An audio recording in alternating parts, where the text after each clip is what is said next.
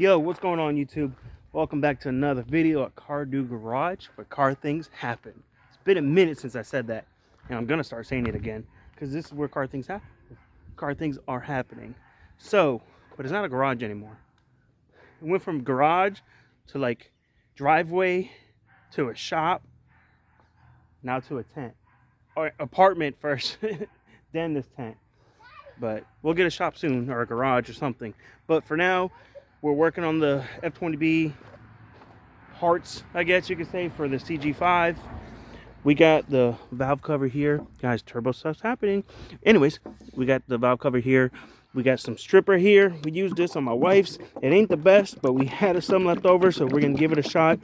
I'm hoping it does better on this here than it did on my wife's valve cover, because hers was painted recently. This one is already like literally peeling off by hand, like just scraping it, stuff comes off.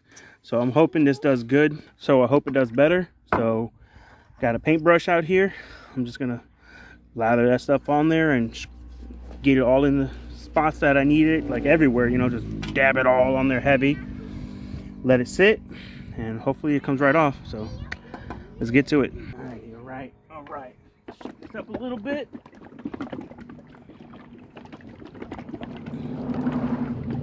See, mixing it up helps, honey. Probably not, this stuff's not great.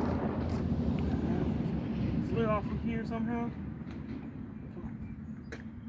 Oh no, I heard a wasp. Daddy messing with me, man.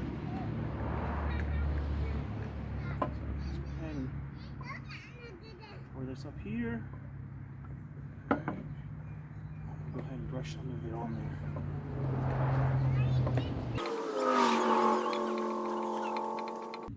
Oh, I already see it working. Oh yeah, definitely gonna work a lot better now.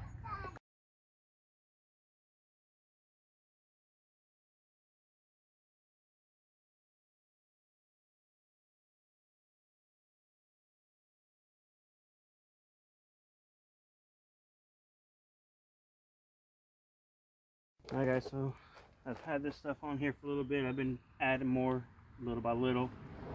I'm gonna see what it's done. Seems like it's gonna take it right off, so look at that. Come on, yo. I'm trying to work here. Why you gotta mess with me? I don't be bothering you. Why you gotta come in my work area? Get on out of here.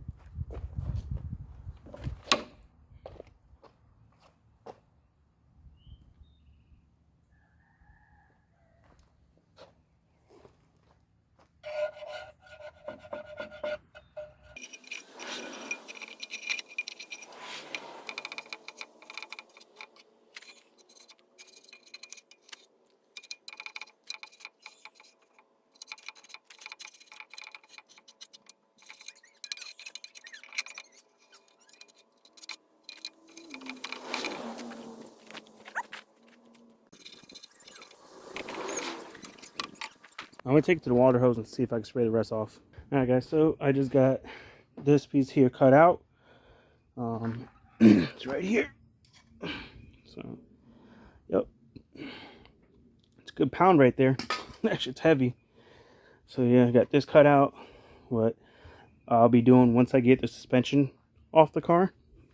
Because obviously you gotta replacing all the suspension and brakes and everything on the car. Because everything is destroyed. Can't really adjust the coilovers and stuff because it's like seized on there from being rusted and all. I'm going to be doing inner and outer tire rods, sway bar bushings and end links. All of it, you know, upper control arm, new calipers, pads, rotors, clean everything up. So when I get this out of the way, I can go from the bottom and I'll bang these corners and everything flush. And I'll put little tacks in the corner and stuff like that. So there's no way like it can separate the metal. I don't think it will, but I'd rather just put, you know, 3 tacks, like a tack here, tack here, tack there, here, there, you know what I mean, just in the corners, and then one in the middle of each side. So that's done. Gotta do that side. I did cover the block, so don't worry. We gotta cut that side out, and then this will be done. And I did this on my turbo coupe back in the day. Angel did his EG coupe or sedan, so very known on on Hondas for the upper control arms to smack on this. This was already happening on this car. So the car's not going to be dumped or anything, but I still rather have that clearance there, and it takes a little bit of weight off the car. So, well, once I get that done, I'll sand the edges and everything smooth so we can't cut on it, and then we'll go ahead and use some paint to touch up those spots so it don't rust out. So let's get stuff moved out of this area and do that side too. All right, so we got the old O2 sensor and everything. They had an extension made or something for the O2 sensor that would go to the top and ran it all the way to the back. So what we're gonna do is we're gonna go ahead and install the wideband one. Guys, I'm sorry for the wind, it's really windy, sorry, but we're gonna install the wideband sensor now where the that O2 sensor was at, so we can route it into the car and everything. And then I'm gonna have on the top of the header, or the manifold, then on the manifold I'm gonna make a hole, weld a bung here, and put a stock O2 sensor here, probably somewhere down in here, just so the stock O2 sensor gets a reading still and it don't kind of mess anything up until we actually put the car in a standalone or something. But being all motor, it'll be fine. It needs an O2 reading or act all out, you know. So we'll weld the bung in here, put the stock O2 sensor up here where it belongs, and the wideband will be back down there. So let's go ahead and get this installed and move on. All right, guys, so I got the wideband right there. Have it ran up through here, into here, push this back together. So it's in the car. This is the part I'm excited about. I think it looks good, you know, and I like it. You guys know we eliminated AC in the car. We're not going to be running AC or anything in here because we got windows, you know. But dude, look at that. They work out perfect to fit in here, you know. They're in there. I mean, they're not coming out. They're snugged. But you got the oil pressure gauge. You got the wideband in there. I wish these were like black faced, and like how would like the face was black and these rings were black, so it kind of faded in more with this. But this is what I had that we bought for my wife's car when we first rebuilt the engine in it for make sure it had oil pressure. So I just kind of put this to match it, but I would have preferred to have the black ring and black faces on them. But yeah, guys, so I mean, I can see it perfectly fine, so it's not like it's out of my view or something like that, you know, like it's perfect. So, because on my CG I had them here, but they had a cluster that had it, you know. This is all, or the bezel, I mean, this is all one bezel. And then right here we'll put a little piece of plastic we'll make or something for here, or aluminum panel or something. And maybe we'll just put, I don't know, some switches there eventually or something. I don't know. But yeah, I mean, I have the wideband sensor. The gauges are hooked up. The only thing I still got to hook up for the wideband is like this here, which is like the power, the ground, 12 volt key on kind of stuff, and the light, all that stuff. But that's simple stuff. Progress, guys, making good progress. So that's there. Ugh. Now what I need to work on is trying to figure out where I'm gonna put the stock O2 sensor at. But you know, we got the plug right here for the O2 sensor, so it's got to be up here. And then right here is the stock O2 sensor, you know, so we got to plug this in somewhere. So I got to figure out where to put it. Ideally, you want it where it gets a reading on all four runners, you know, to get the most proper reading. But clearly you can't do that on this manifold. But just so it gets a reading, I'm probably just going to end up putting it like right in here or something, you know. And I got the bung for it right here. So that would kind of like go right there or sideways somewhere, you know, probably like right here.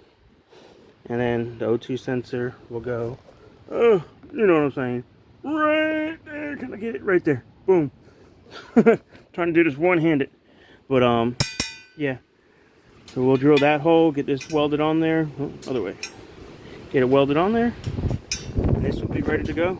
Alright guys, so we're gonna go ahead and do the valve cover. I got wrinkle red is what we're gonna use. I know I normally do wrinkle black, but I want to do a little something different. It's really windy out, so let's see how good this does. I'm gonna move this because it's too windy here. I don't want to get overspray or nothing. Alright guys. Alright, so this should be a little better. I'm getting overspray in the cars or anything. And it's still in sunlight.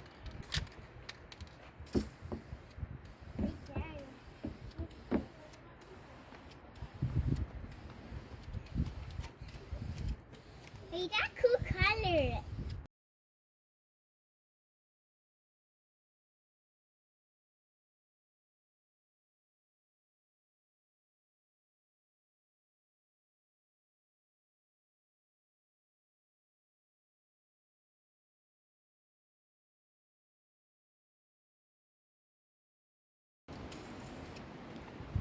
Alright, got them dirty. Look at that.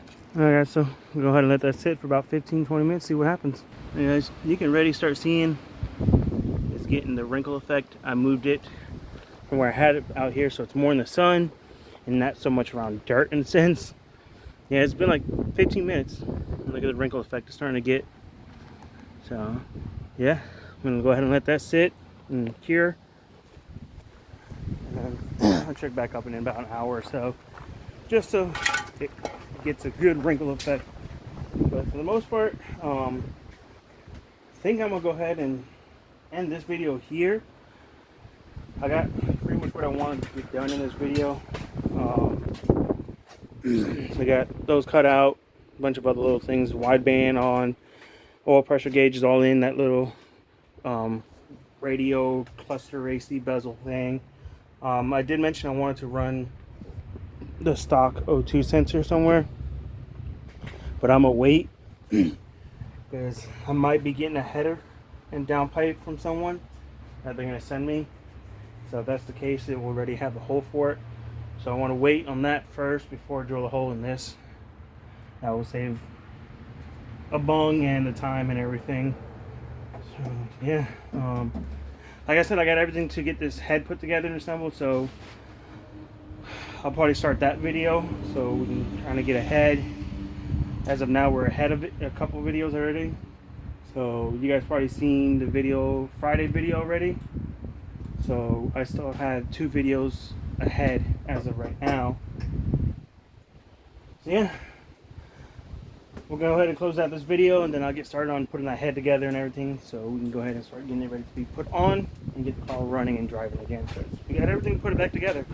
So if you guys enjoyed this video, hit that thumbs up. If you're not yet subscribed to the channel, please consider subscribing and turning post notifications on. Leave a comment below, share these videos, and we'll catch you guys in the next one. Peace out. God bless.